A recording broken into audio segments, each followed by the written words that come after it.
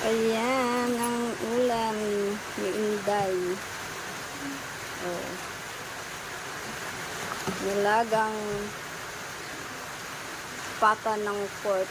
May patatas at saging na saba. Dahil gusto ko ay maraming gulay. Lagyan natin yung repolyo dahil malambot na yung karne. Kalimutan ko, pork nga pala yung karne, hindi pala yan kalabaw. Ayun. Super lambot na. Ng gula, ng karne. Yan, may gulay tayong repolyo. Meron din tayong pichay. Yan. O, diba? Overload ang gulay. Kanya kami magluto ng ulam.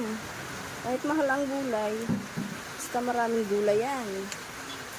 Ganyan. Hindi yan tinipid. O, diba? Ang sarap. Pakuluin lang natin. Tikman natin yung ating nilagang pork pata. Kung goods na.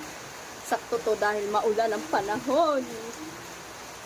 Kaso ang ulan dito ay lang, tamang-tama lang sa mga halaman. Kaya ingat sa ibang lugar na binabaha dahil walang tigil ang ulan. Ayan, bagay sa inyo to. Pork nilagang pata.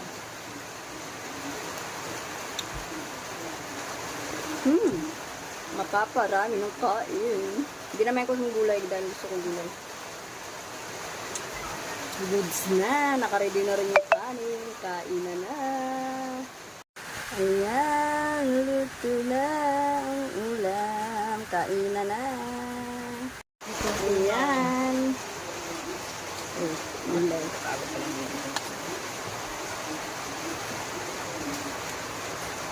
Gulay.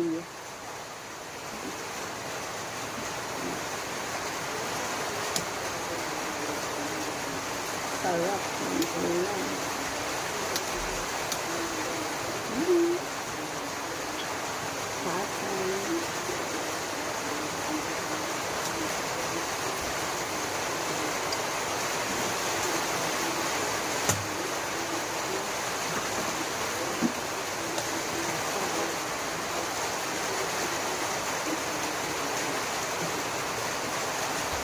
Kain tayo.